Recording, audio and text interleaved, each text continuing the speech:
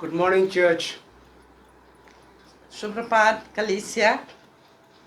Today, my topic is enjoying God's rest.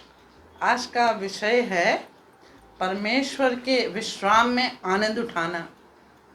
And we'll start by reading Matthew 11, chapter 11, verse 28. और हम शुरुआत करेंगे मत्ती का 11 उसका 28 में।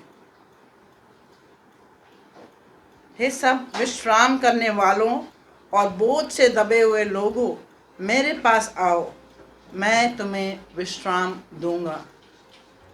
Amen. So Jesus is saying, "Come unto me, और प्रभु यीशु कहता है मेरे पास आओ, all you are heavy and laden, जो परिश्रम कर रहे हैं और बोझ उठा रहे हैं, and I will give you rest." और मैं तुम्हें विश्राम दूंगा। So today, as a church, we are reading Genesis. और एक कलीसिया के नाते हम उत्पत्ति का किताब पढ़ेंगे And we'll see some truths from Genesis and Hebrews 4. और उत्पत्ति से और इब्रानी के 4 में हम कुछ सच्चाई देखेंगे। God had promised a rest for Israel.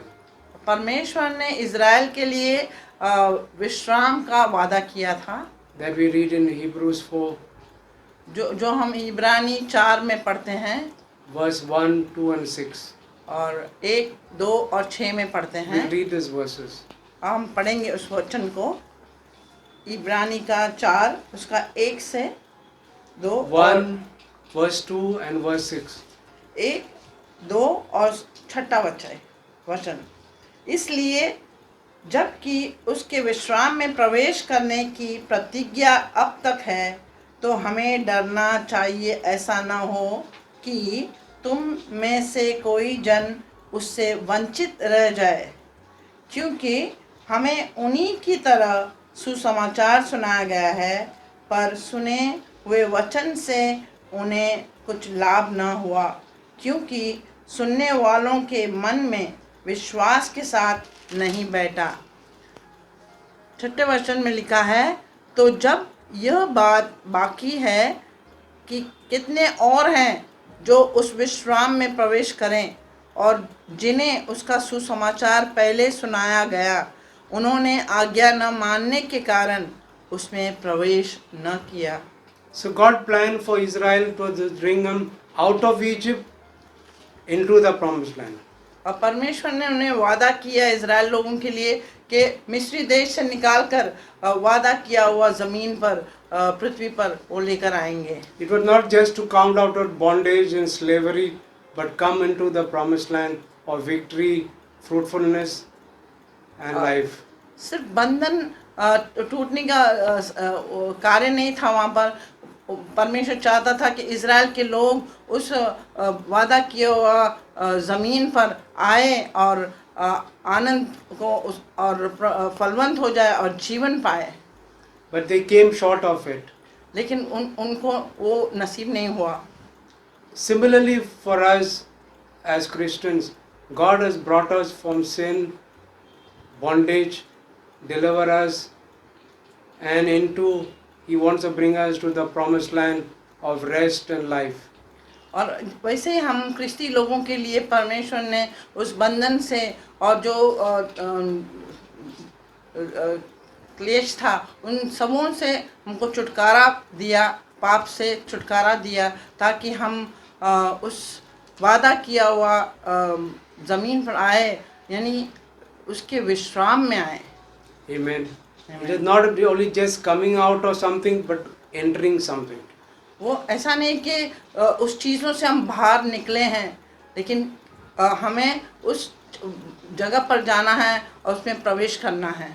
And God has promised them to give them houses that are built, plant and trees they have not planted, and a land of milk and honey. और परमेश्वर ने हमें वादा किया है कि वो घर और जो झाड़ हमने लगाया नहीं है और दूध और मध उस शहर में हमें शामिल किया है। But because of the slave mentality and unbelief and disobedience, they could not enter that place. तो वो गुलामी का जो मन था, उनका हृदय था, उस वजह से वो उस जगह पर वो प्रवेश नहीं किया। So God says in Hebrews 4, chapter 4, verse 8 and 9, they remained a rest for the people of God. हम देखते हैं कि परमेश्वर ने इब्रानी का 4:8 और 9 में कहा है, क्योंकि यदि यहोशू उन्हें विश्राम में प्रवेश करा लेता तो उसके बाद दूसरे दिन की चर्चा न होती। अतः जान लो कि परमेश्वर के लोगों के लिए सब्त का विश्राम बाकी है। Hallelujah. They Hallelujah. remain the rest for the people of God. तो वहाँ पर हम देखते हैं कि परमेश्वर के लोगों के लिए विश्राम शामिल था। Joshua could not take them और यहोशू fully into the promised land. उस जगह पर उनको पूर्ण रीति से ले नहीं पा रहा था। Joshua conquered many kings and gave much rest to the people of God. और यहोशू ने बहुत सारे राजाओं पर विजय पाया और परमेश्वर के लोगों को विश्राम दिया। Joshua 1:13, we won't read that. God had promised to Moses, to Joshua, to give him a land of rest and और life. यहोशू का 1:13 में लिखा है, हम उसको पढ़ेंगे नहीं, लेकिन वहाँ पर लिखा है कि परमेश्वर ने मूसा को कहा कि यहोशू को मैं एक जगह विश्राम का दूंगा। Amen. So God had promised to Joshua, but because of reason of unbelief and unfaithfulness, they could not enter with Joshua into the promised land.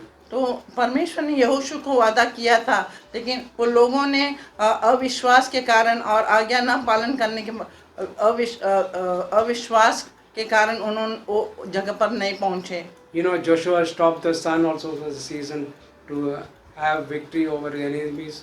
आप जानते हैं कि यहोशू ने सूर्य को थम दिया ताकि वो विजय पाए उसके शत्रुओं के So सामने। Joshua was capable, और यहोशू में काबिलियत थी, but still because of unbelief of the people of God, children of God, he could not take them in the promised land fully.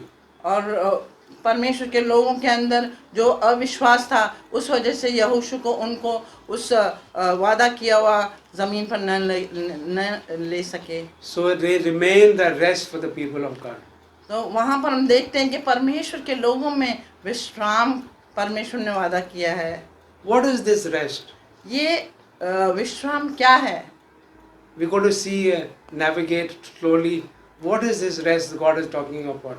और ये विश्राम के बारे में हम थोड़ा थोड़ा करके उसको समझेंगे, और क्या है वो विश्राम जो परमेश्वर ने हमारे लिए रखा है। Hebrews 4, chapter 4, verse 4 says, God rested on the seventh day from all his works. हम देखते हैं कि इब्रानी का 4:4 में लिखा है कि क्योंकि 7वें दिन के विषय में उसने कहीं यूँ कहा है कि परमेश्वर ने 7वें दिन अपने सब कामों को निपटा करके विश्राम किया। Genesis chapter 2, verse 2 and 3 also says, we won't read that, God rested on the seventh day. देखते उत्पत्ति में उसका 2 और 3 में लिखा है कि परमेश्वर 7वें दिन में विश्राम किया। In Genesis 1, we see the creation of the world and the story of creation. तो हम देखते हैं कि उत्पत्ति का 1 में परमेश्वर का जो क्रिया है, उन्होंने सृष्टि बनाई है, सब चीज़ जिस सृष्टि में बनाई है उसका वर्णन दिया है। There was darkness on the face of the earth, there was a void. और हम देखते हैं कि पृथ्वी पर अंधेरा था और वो खालीपन था। And out of this void, out of the darkness, God brought forth his creation. हम देखते हैं कि उस अंधेरे में और उस खालीपन में परमेश्वर में वहाँ पर उसकी सृष्टि रचाई। We got to see God, Genesis 1:1 says, in the beginning God created the heavens and the earth. तो हम देखते हैं कि उत्पत्ति का 1:1 में लिखा है कि शुरुआत में परमेश्वर ने स्वर्ग और धरती को बनाया। And God never created Adam on the first day. हम देखते हैं कि पहले दिन आदम को परमेश्वर ने नहीं बनाया। Otherwise Adam would be without trees and food and vegetation. और फिर आदम जो है बिना झाड़ के, बिना फल के, बिना भाजी के वो जीवन बिताता। God created Adam on the sixth day. हम देखते हैं कि परमेश्वर ने आदम को 6वें दिन में बनाया। And God rested on the seventh day. और 7वें दिन में परमेश्वर ने विश्राम किया। First day, what do you think God created? It says, let there be light. और पहले दिन परमेश्वर ने क्या बनाया, आपको क्या लगता है? परमेश्वर ने कहा कि रोशनी हो। And the first day, और the पहला light दिन He called morning and the darkness night. और पहले दिन ही उन्होंने कहा कि जो रोशनी है वो दिन है और जो अंधेरा है वो रात है। Second day, He created the heaven. और दूसरा दिन हम देखते कि उन्होंने स्वर्ग को बनाया। Third day, He created, separated the water from the land and created trees and grass और and herbs. तीसरे दिन हम देखते हैं कि पानी को उन्होंने अलग किया और ज़मीन बनाई और वहाँ पर हम देखते हैं कि झाड़ बनाया और जो दवाई की जो पत्ते हैं वो बनाए। And the fourth day, He created the light, the greater light, the sun and the moon and other lights. और हम देखते हैं कि चौथे दिन में परमेश्वर ने वो बड़ा जो रोशनी है जो सूर्य है उसको बनाया और रात के लिए उन्होंने चांद को बनाया। The और sun to तारों को rule बनाया। the day and the moon to rule the night. और परमेश्वर ने वो जो चांद और तारे जो है वो रात को राज करने के लिए बनाया है। And for signs and seasons. और जो चिन्ह और ऋतु के लिए बनाए हैं। So how wonderful God is. तो कितना अद्भुत परमेश्वर है। Fifth day, He created the swarming और creatures in the sea. हम देखते कि पांचवें दिन उन्होंने जो नदी में जो सागर में जो जीवन है उनको बनाया। And the sixth day, He created the animals. और छठवें दिन हम देखते हैं कि उन्होंने प्राणियों को बनाया। And the land and the man. और मनुष्य को बनाया। He created the trees and Genesis 1:11 we read. उत्पत्ति का एक उसमें उसका 11 हम पढ़ेंगे। फिर परमेश्वर ने कहा, पृथ्वी से हरी घास तथा बीज वाले छोटे छोटे पेड़ और फलदायी वृक्ष भी, जिनके बीज उन्हीं में एक एक की जाति के अनुसार पृथ्वी पर उगें, और वैसा ही हो गया। Amen. आमीन। So God created the trees and the fruit, and every day the Bible talks evening and morning for the first day, evening or morning second day, evening and morning third day, likewise. हम देखते हैं कि परमेश्वर ने झाड़ बनाया और फल बनाया, और हर दिन जब वो उन्होंने बनाया तो उन्होंने कहा कि सुबह और शाम जो भी है, शाम और सुबह उन्होंने ये बनाते गए, और हर दिन उन्होंने बताया, पहला दिन, दूसरा दिन, तीसरा दिन। Every day God saw His work, He said it was good. He और saw it was good. It was good. It was good.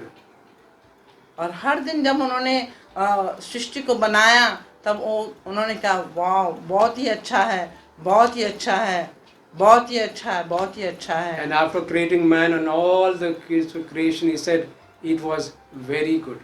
लेकिन जब मनुष्य को उन्होंने बनाया तो उन्होंने कहा, ये बहुत ही अच्छा बनाया This है। we read in Genesis 1:31. Said God saw everything He had created, and that was very good. तो अब हम देखते हैं कि उत्पत्ति का एक उसका 31 में लिखा है कि परमेश्वर ने सब कुछ बनाया और मनुष्य को बनाने के बाद कहा कि बहुत ही अच्छा बनाया है। That is a short synopsis of the story creation. तो हम देखते हैं कि छोटा हमने दिया है कैसे सृष्टि को बनाया परमेश्वर ने। Why did God rest? The question arises, why did God rest in the seventh day? तो हम देखते हैं कि क्यों परमेश्वर ने 7वें दिन में विश्राम किया। Was God tired? क्या परमेश्वर थका हुआ था? The Bible says God never gets weary, it doesn't slumber or sleep. लेकिन वचन कहता है कि परमेश्वर कभी थकता नहीं है, ना सोता है, ना ऊँगता है। Why do you rest? क्यों वो विश्राम कर रहे थे? We're going to see that, and we're going to see how we can enjoy the rest of God. और हम उसको देखेंगे और हम भी कैसे उसको उस विश्राम से आनंद पाएंगे, देखेंगे। After God created this whole panoramic creation, He rested on the seventh day, the Bible says. तो वचन में लिखा है कि जब सारे संसार की सृष्टि सब कुछ बनाने के बाद सातवें दिन में परमेश्वर ने विश्राम किया। It's like an artist who paint a wonderful picture, portrait. वो एक चित्रकार की जैसा है जो उन्होंने एक चित्र बनाया और उसका निहारन किया। The Bible says the world were framed by the word of God. हम वचन में लिखा है कि परमेश्वर के वचन से इस सारी सृष्टि को प्रभु ने बनाया। God created with a paintbrush with His word the whole creation. हम देखते हैं वो पेंट ब्रश क्या था, वो वचन था जिससे उन्होंने सारी सृष्टि को बनाया। And God rested and relaxed and saw it was very good, enjoyed what He created. और परमेश्वर ने सातवें दिन विश्राम किया और देखा कि कितना अद्भुत उन्होंने क्रिया किया, चित्र किया है। Beloved, when God creates, He creates something very good. जब परमेश्वर बनाता है तो वो अद्भुत बनाता है And He enjoys what He creates. और जो भी वो बनाता है उसका वो आनंद उठाता है। And we see 7th day God rested. हम देखते हैं कि सातवें दिन परमेश्वर विश्राम करता है। And the Bible says in Genesis 2:23, God blessed the 7th day हम and देखते हैं कि sanctified it. उत्पत्ति का 2:23 में इसमें लिखा है कि परमेश्वर ने सातवें दिन को आशीष किया। So we're going to see the supernatural of the Sabbath and the 7th day. What is so great about the 7th day? What we see in the scripture says about the 7th day. हम देखते हैं कि जो अलौकिक तरीके से परमेश्वर ने वो विश्राम दिया है, हम देखेंगे वो सातवें दिन का विश्राम क्या है।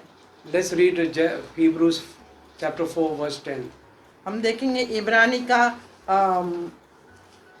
चौथा अध्याय उसका 10वां और 11वां अध्याय। That's why. 4:10 नो। Yeah. इब्रानी का 4:10 पढ़ेंगे।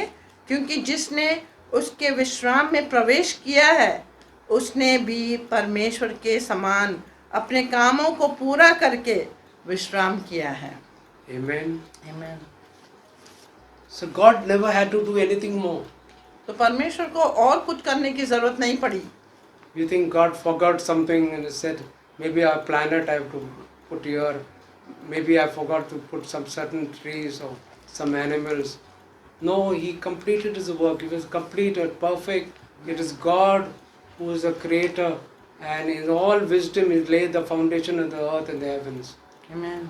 और हम देखते हैं कि परमेश्वर ने ऐसा सोचा नहीं कि अरे मैंने गलती किया है, ये प्लैनेट को इधर रखना था, ये झाड़ को इधर रखना था। और परमेश्वर ने ऐसा नहीं किया है, सब कुछ सिद्ध किया है, अच्छा किया है, भला किया है। Amen. What a good God He has. कितना अच्छा परमेश्वर है, भला परमेश्वर है। Our rest has just begun to start now. तो हमारा जो विश्राम है अभी से शुरू हो गया है।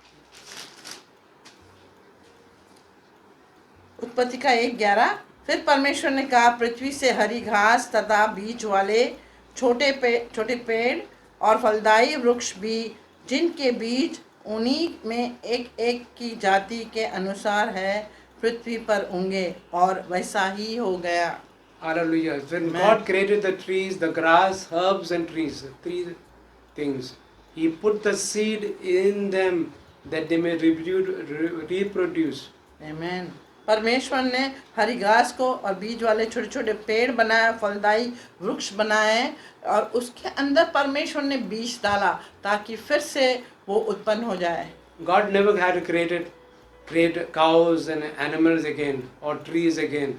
He's put every animals, even man, with the seed in him. हम देखते हैं कि परमेश्वर ने फिर वापस सृष्टि को बनाया नहीं, और एक बार बनाया, उसके अंदर बीज डाला और वो वापस से उत्पन्न। मनुष्य के अंदर भी परमेश्वर ने बीज डाला है। Even Adam, आदम God को put him in rest to sleep, and out of him Eve came. और हम देखते हैं कि आदम को भी उन्होंने नींद में डाला और हवा को बनाया। That is the first time He created them, man and woman. वो पहली बार उन्होंने मनुष्य, आदमी और औरत को बनाया। After that, because of the seed on them, they began to reproduce. और उसके बाद हम देखते हैं कि आदमी और औरत के अंदर जो बीज डाला हुआ था, उसके लिए वो परमेश्वर ने नया उत्पन्न किया उनके Now द्वारा। let's see about the Sabbath. This is a Sabbath day in the Lord, instituted by God. और साबत डे परमेश्वर ने तैयार किया है। What is the Sabbath? साबत क्या है? I'm talking about the day that was in the Old Testament. और जो हम देखते हैं कि पुराना करार में जो लिखा है उसके बारे में बात कर रहा It हूँ। was a picture of a New Testament reality. और वो एक पिक्चर था जो नया करार में हम देखते हैं। We'll see the wonderful supernatural Sabbath that the Lord gave the Israelites. हम देखते हैं कि वो अद्भुत और अलौकिक जो सबत दिन परमेश्वर ने जो विश्राम का दिन दिया है इजरायली लोगों के They लिए। had not to do any work on that day. और उस दिन उनको कुछ काम नहीं करना था, They had to only rest. उन्होंने सिर्फ विश्राम करना है। Why? But क्यों? today many denominational believe in the Sabbath, and their denomination named after the Sabbath. तो वो हम देखते हैं बहुत सारी कलीसिया जो है वो इस सबत दिन का देखकर वो सबत दिन का नाम भी उन्होंने रखा है। They have to work on 6 days, and 7th day they have to take an off. और 6 दिन उनको काम करना है और 7वें दिन विश्राम करना है। Jesus said Sabbath was made by man and not man for the Sabbath. हम देखते हैं कि प्रभु यीशु कहता है कि सबत मनुष्य के लिए बनाया गया था, मनुष्य सबत के लिए नहीं। So what is interesting about this Sabbath day? ये क्या दिलचस्पी है सबत दिन के बारे में? They were punished if they never kept the Sabbath. और अगर उन्होंने इस सबत दिन नहीं रखा तो उनको दंड दिया गया था। It was so dear to God's heart. यानी कि कितना करीबी ये बात थी परमेश्वर के हृदय के। What was God signifying by this Sabbath day? और क्या परमेश्वर दर्शाना चाहता है इस सबत दिन के द्वारा? He was showing them that their source is God. वो बताना चाहता था कि उनका स्तोत्र जो है वो परमेश्वर है। Hallelujah. Hallelujah. You work for 6 days, 7th day, don't worry, I'll take care of you. यानी कि 6 दिन तुम काम करो, 7वें दिन तुम परेशान नहीं होना क्योंकि मैं तेरा देखभाल करूँगा। 6 days, they even when they collected manna, they collected on the 6th day, they collected enough for the 7th day. और हम देखते कि 6 दिन उन्होंने माना ले लिया और 6वें दिन में इतना लिया कि 7वें दिन का भी उनको आशीष मिला। Other days, if they took extra, it was rot the next day. और दूसरे पहला दूसरा दिन तीसरा दिन ऐसा अगर वो ज़्यादा लेते तो दूसरा दिन वो खराब हो जाता था। But in the 6th day, if they collected, it remained the 7th day. लेकिन 6वें दिन जब वो मन्ना लेते थे वो 7वें दिन तक ताजगी में था। And the nations that are around them, they were amazed that the Jews were prospering in spite of taking one day Sabbath day off. और जो राष्ट्र उनके इर्द गिर्द थे वो अचंभे में थे कि कैसे उन लोग 7वें दिन विश्राम करने के बावजूद उन लोग प्रगति उन्नति कर रहे हैं। If they were even Sabbath years for them. तो हम देखते कि सबत का 7वां साल भी था। In 6 years they had to sow and reap. In the 7th day year they had to not do anything. हम देखते कि 6 साल उनको बीज बोना था, कार्य करना, काम करना था, लेकिन 7वें साल में उन्होंने कोई काम नहीं किया। We'll read this in Leviticus 25, chapter 25, verses 2 to 8. हम देखते कि लेविटिकस का 25वां अध्याय उसमें 2 से 8 हम पढ़ेंगे। इजरायली से कहे कि जब तुम उस देश में प्रवेश करो जो मैं तुम्हें देता हूँ, तब भूमि को यहोवा के लिए विश्राम मिला करे। 6 वर्ष तो अपना अपना खेत बोया करना और 6 वर्ष अपनी अपनी दाख की बारी छाँट छाँट कर देश की उपज इकट्ठी किया करना, परंतु 7वें वर्ष भूमि को यहोवा के लिए परम विश्राम काल मिला करे। उसमें न तो अपना खेत बोना और न अपनी दाख की बारी छाटना। जो कुछ काटे हुए खेत में अपने आप से उगे उसे न काटना और अपनी बिन छाटी हुई दाखलता की दाखों को न तोड़ना, क्योंकि वह भूमि के लिए परम विश्राम का वर्ष होगा। भूमि के विश्राम काल ही की उपज से तुमको और तुम्हारे दास दासी को और तुम्हारे साथ रहने वाले मजदूरों और परदेशियों को भी भोजन मिलेगा, और तुम्हारे पशुओं का और देश में जितने जंतु हो उनका भी भोजन भूमि का की सब उपज से होगा। 7 विश्राम वर्ष अर्थात 7 गुना 7 वर्ष गिन लेना। 7 विश्राम वर्षों का यह समय 49 वर्ष होगा। Amen. Amen. So this is a spiritual reality of a physical picture I am sharing today. तो ये आत्मिक रीति से जो सच्चाई है, ये मैं आपको इस दौरान बता रहा हूँ। What happens when you sow and your seed in the 6th year and reap the harvest, and 7th year you don't do anything, you let the cattle, the strangers, the poor feed on the remaining harvest that it grows by itself. तो हम देखते हैं कि वो 6 साल जो है तुम बीज बोते हैं, कार्य करते काम करते हैं, और वो अद्भुत बात है कि 7वें वर्ष में आप कुछ नहीं करते हैं, और जो भी उगता है, जो भी कार्य वहाँ पर होता है, वो पशु पक्षी जो है, प्राणी हैं, वो अपना पेट भरता है। They gave the land to recuperate and the minerals and all that is needed for the plants. तो हम देखते हैं कि जो भी उस पौधे के लिए ज़रूरत है, वो सारी चीज़ें वहाँ पर उपलब्ध होती है। Apart from that, we see a miracle happen, the supernatural और हम event देखते हैं that कि took place. अलौकिक वहाँ पर चिन्ह होता है। That we read in Leviticus 25 verse 20 to 22. हम देखते हैं कि लेवी व्यवस्था जो है 25वां उसका 20 से 22 हम पढ़ेंगे।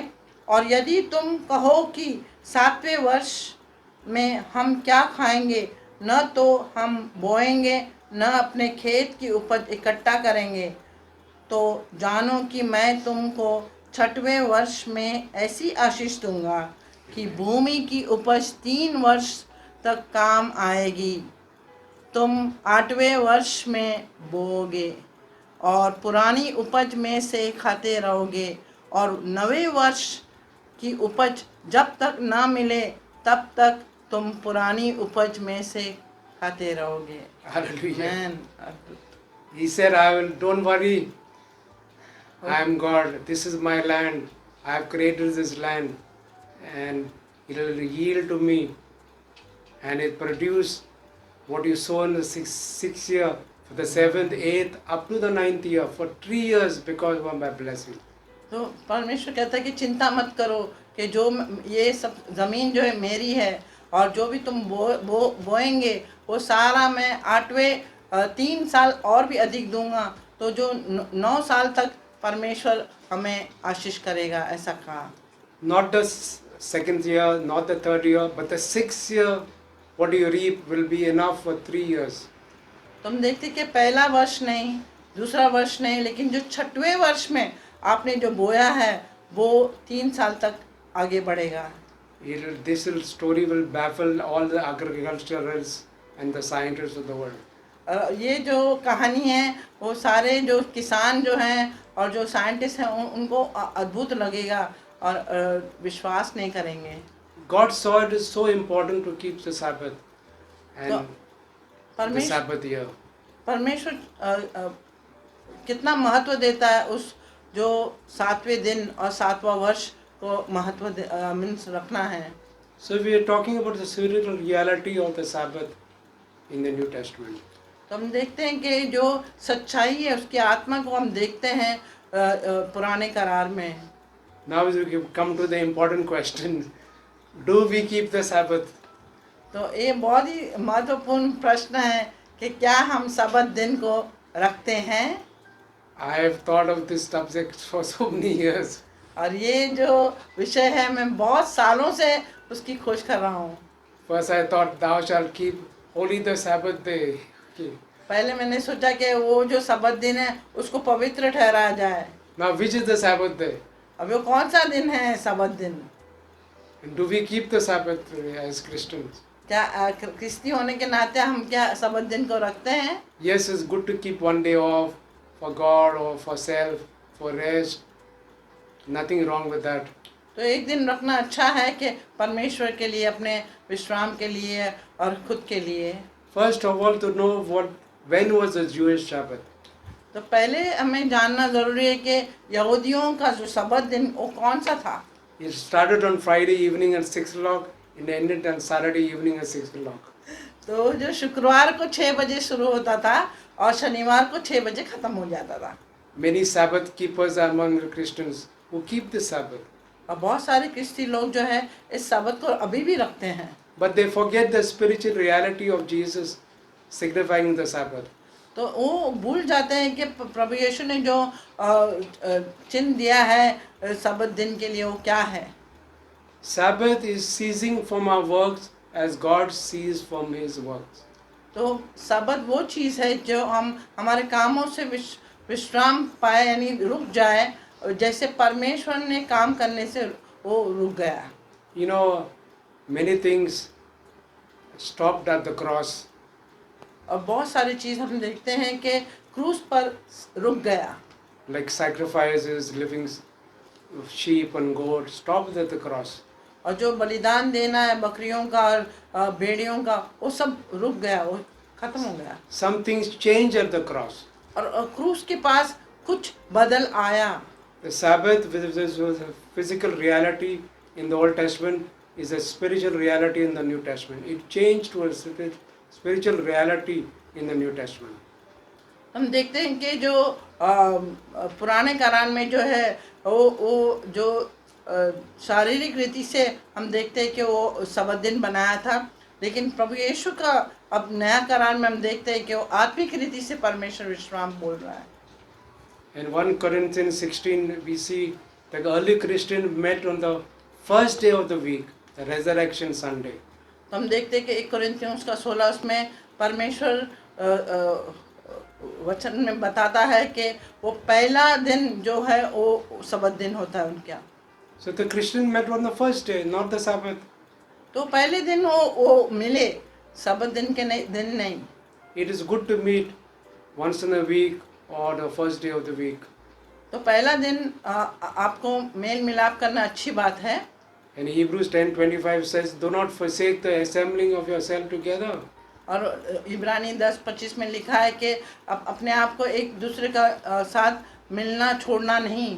So don't feel guilty if you're not keeping the Sabbath or Friday evening to Saturday evening. तो अपने आप को दोषी नहीं समझना अगर आप शुक्रवार से शनिवार तक सबत दिन नहीं रखते हैं। Let's see what the Sabbath signified. तो हम देखते हैं कि सबत दिन क्या हमको दर्शाता है। Let's read Colossians 2, verse 16 and 17.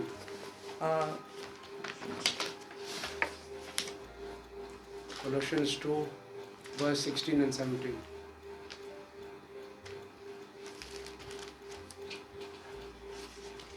कलोशियन का 2 उसका 16 और 17।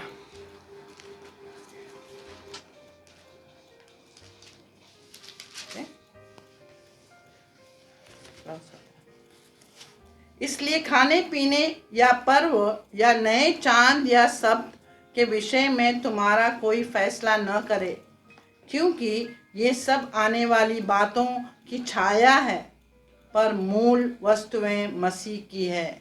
Let no one judge you in meat, drink, new moon and Sabbath. तो आप जो मांस खाते हो या पीते हो कुछ भी है या चांद का जो ऋतु है उसमें आप परमेश्वर कोई किसी को दोष न ठहराए, दोषी न ठहराए। These are all a shadow. ये सब जो है हम देखते छाया है। The body is of Christ. और हम शरीर परमेश्वर प्रभु यीशु के हैं। The substance is Christ. और जो पदार्थ है वो प्रभु यीशु है। So we see your shadow, you say, shows some resemblance of the actual product. तो हम देखते हैं कि छाया जो है वो सच्चाई को दर्शाता है। But suppose you have someone standing and the shadow is there. हाँ, कोई खड़ा है और उसका जो छाया हम देखते हैं पीछे, You can't shake hands with the shadow. तो उस छाये के साथ तुम हाथ नहीं मिला सकते And हैं। you don't get a perfect picture of a real person that is standing there. तो अगर वो जो छाया के द्वारा आपको सही इंसान का परिचय नहीं मिलता है, because the person can be fat or short, but the shadow can be long or thin.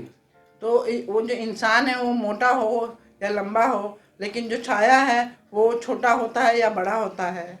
So we are coming to the real reality of the rest. तो हम देखते हैं कि जो सच्चाई है उस विश्राम का, उसकी तरफ हम मुड़ रहे हैं। Rest is just not about not doing anything. Rest का मतलब यानी विश्राम का मतलब है कि कुछ नहीं करना है, ऐसा नहीं है। Many people think God has given a rest now. I won't do anything. तो बहुत जन सोचते हैं कि अरे परमेश्वर ने अभी विश्राम दिया, अभी मैं कुछ नहीं करने It वाला is हूँ। just trusting God for everything we need. वो सिर्फ परमेश्वर पर हम विश्वास करते हैं सब कार्य करने के लिए। Ephesians 1:3 says God has blessed us with every spiritual blessing in heavenly places. तो एफिसियों 1:3 उसमें लिखा है कि परमेश्वर ने सारे आत्मिक आशीष हमें दिया है हमारे कार्य के लिए। 2 Peter 1 verses 2, 3 and 4 says, according to the divine power, He has given us all things for life and godliness. हम देखते कि 2 पतरस उसका 1 और 2 और 3 परमेश्वर ने हमको सब कुछ दिया है ताकि हम पवित्रता में और परमेश्वर के मार्ग He में has चले। given us exceedingly great and precious promises. तो वो हमें बहुत ही अद्भुत जो है वादा दिए हैं That we may be partakers of the divine nature. ताकि हम उसके दैवीय स्वभाव में भाग ले। God has created everything that we'll ever need or we need now today. तो परमेश्वर ने हमको सब कुछ दिया है जिसकी हमें ज़रूरत है आज के दिन। God never had an afterthought. He said, this person need healing. I have to get healing for him. I forgot about that. तो जिसको भी चंगाई की ज़रूरत है, परमेश्वर ऐसा नहीं बोलता है कि अरे बाबा इसको भी जो है चंगाई की ज़रूरत है, मैं अभी लेकर आता हूँ। Or he needs this provision. I forgot to provide. I have to do something for him. अरे अभी उसको सामग्री की ज़रूरत है, अरे मैं तो भूल गया था, उसको चाहिए। All was accomplished at the cross. सब कुछ उस क्रूस पर संपूर्ण हुआ। When Jesus cried, it is finished. जब प्रभु यीशु ने कहा कि संपूर्ण हुआ है। 2 Corinthians 5:17 it says, He made us a new creation. और हम देखते हैं कि 2 कोरिन्थियों 5:17 में लिखा है कि परमेश्वर ने हमें नई सृष्टि बनाई है। And after Jesus rose from the dead and ascended to the heaven, He sat down and rested at the right hand of the Father. जब प्रभु यीशु ने सब कुछ कर दिया तो पिता के दाहिने ओर बैठकर उन्होंने विश्राम किया। And He looked at His new creation and said, wow, it is good. और प्रभु यीशु ने परमेश्वर ने जो है हमें देखकर कहा कि वाह मैंने कितना अच्छा कार्य किया है, और वो विश्राम Not पाया। only good, very good. उन्होंने सिर्फ अच्छा नहीं लेकिन बहुत ही अच्छा। And He blessed that day and He sanctified it. और उन्होंने उस दिन को आशीष किया और पवित्र ठहराया। Beloved, when you rest, God's works. जब हम विश्राम करते हैं Yeah. तो परमेश्वर कार्य करता है। Hallelujah. Hallelujah. That Jesus sat on the right hand of the Father and said, it is finished. Wow, I have a generation that will grow up in the knowledge of the Father and the Son and the Holy Spirit. हम देखते हैं कि प्रभु यीशु जो पिता के दाहिने ओर बैठा है और वो देखता है कि मैंने सब कुछ पूर्ण किया है, और लोग जो है मेरे वो पिता को, पुत्र को, पवित्र आत्मा का ज्ञान में बढ़ेंगे। Now the summarize about rest, 4 points. तो हम देखते हैं कि संक्षेप में हम देखेंगे कैसे 4 मुद्दे को। Rest talks about completion. और जो विश्राम जो है वो पूर्णता को दर्शाता है। When we rest, we are saying God has completed everything. तो हम देखते हैं जब हम विश्राम करते हैं तो परमेश्वर बताता है कि मैंने सब कुछ पूर्ण किया है। We have to access, we have to, yes, all the things God has provided for us. But God has completed everything. He is not getting anything pending. तो जब परमेश्वर ने सब कुछ ख़त्म किया, अच्छा किया है, तो कुछ भी उन्होंने बाकी रखा नहीं है। Rest talks about multiplication and procreation. तो विश्राम ये दर्शाता है कि बहुगुणी और फिर से तैयार होना, फिर से कार्य होना। Every tree had a seed in it. Every fruit had a seed in it. हम देखते हैं हर एक झाड़ को और हर एक जो फल है उसमें बीज था। And we are born again by the word of God, the seed of God. तो हम जो है फिर से जन्म लिया हमने उस परमेश्वर के बीज के द्वारा, Everything is in that seed. और सब कुछ उस बीज में है। As you cultivate it and grow it, everything is produced. The harvest of righteousness, of healing, of victory, of everything that we need. और हम देखते हैं कि उस बीज में सब कुछ है, और वो बीज हम उसको संभाले रखते हैं और उसमें कार्य करते हैं, तो हम धार्मिकता और चंगाई और सब कुछ जो हमें ज़रूरत है उस बीज के द्वारा हमें मिलता है। Third, rest talks about creation, तो new तीसरा creation. जो हम देखते हैं कि नई सृष्टि के बारे में बात करता है। Like the old creation, God had provided everything.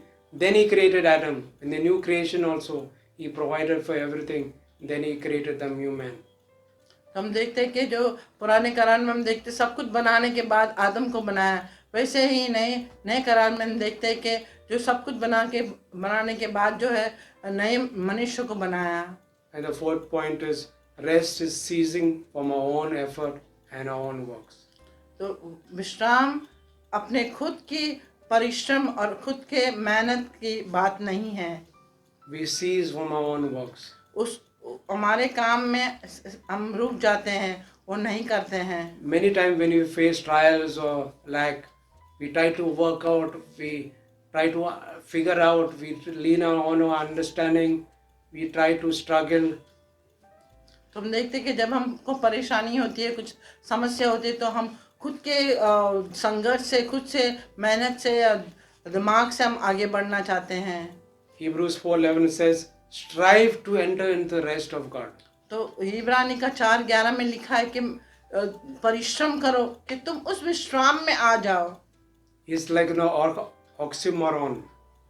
It's a type of figure of speech. Okay. Oxymoron जो है वो फिगर ऑफ स्पीच है। If you want to rest, why you have to struggle and to enter that rest? तो वो जो विश्राम को अगर विश्राम पाना है तो आपको संघर्ष क्यों करना है, लेकिन आपको उस विश्राम के लिए संघर्ष करना है। Because the rest is so beautiful that the devil and everything will stop you from entering the rest. और जो वो विश्राम इतना अद्भुत है, अच्छा है, तो शैतान आपको रोक लेगा उस विश्राम में जाने के लिए। See, it's a true reality of heaven and a new dimension of the supernatural. तो हम देखते हैं कि ये सच्चाई है आत्मिक कार्य के लिए, और जो अलौकिक बात है जब हम विश्राम में जाते हैं। Then there's a storm in the boat. Jesus was resting. Okay. तो हम देखते हैं कि जब तूफान था तो वहाँ पर जो है प्रभु यीशु विश्राम कर रहा था। And someone said, we have only victory over the things where we can rest in. तो किसी ने बताया कि अगर आपको विजय पाना है तो विश्राम के द्वारा ही पा सकते हैं। And Jesus, that's why you could get up and rebuke the storm and the wind. इसलिए प्रभु यीशु उठकर उस तूफान को थम दिया। Fear always causes us to be troubled and और जो भय जो है, जो डर जो है, हमें बहुत ही रुकावट लाता है। let's pray today. हम प्रार्थना करेंगे। This is the first part of the message. तो ये जो पहला भाग है संदेश का, There's new realities, new dimensions where God wants to take us into.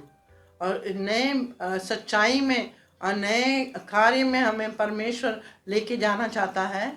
But God wants us to enjoy Sabbath rest. लेकिन परमेश्वर चाहता है कि हम उसकी सबत का जो विश्राम है उसमें हम आनंद पाए। So let's pray this morning. हम इस सुबह को हम प्रार्थना करें। Father, we thank you this morning पिता, हम धन्यवाद देते हैं इस सुबह के लिए, for your rest you want us to have. जो विश्राम आप चाहते हैं हमें पाना है। When you created the heavens and the earth, you rested on the seventh day. तो जब आपने स्वर्ग और धरती को सब कुछ बनाया, तब आप 7वें दिन विश्राम किया। Lord, you gave dominion and authority of man.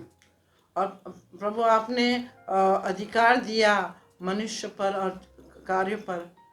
Even Adam named the animals and he called them what they were. और आदम ने उस सारे प्राणियों का नाम उसने दिया। Today all things flow from the relationship with you, Lord. और वो सब कुछ हम हमारे जीवन में जो हो रहा है वो आपके साथ जो रिश्ता जुड़ा है उसके लिए। We thank you the rest we have, Lord, today. प्रभु हम धन्यवाद देते उस विश्राम के लिए जो आपने हमें दिया है। Because we have completed everything and we are complete in you. प्रभु हमने सब कुछ संपूर्ण किया है और आप में हम संपूर्ण हैं। We walk by faith and not by sight this morning. प्रभु हम विश्वास में चलते हैं ना कि दृष्टि से। And we thank you for all you are listening today, Lord. प्रभु सब कुछ जो आप सुन रहे हैं उसके लिए हम धन्यवाद देते हैं। They may enjoy the rest of God. ताकि हम उस विश्राम में आनंद उठाए। I bless everyone who listened to the message, Lord. प्रभु हर एक ने जिसने ये संदेश सुना है प्रभु उनको हम आशीष करते हैं प्रभु। They will not be trouble and walk in fear. प्रभु वो समस्या या तकलीफ में नहीं जाएंगे लेकिन और डर में नहीं चलेंगे, But trust in the finished work of the cross. लेकिन जो प्रभु यीशु का जो क्रूस पर है संपूर्णता है वहाँ पर उस भरोसा रखेंगे। And every provision you have made for us. और सारी सामग्री जो आपने उनके लिए रखा है। In Jesus' name we pray. यीशु मसीह के नाम में Amen. आमीन। Amen.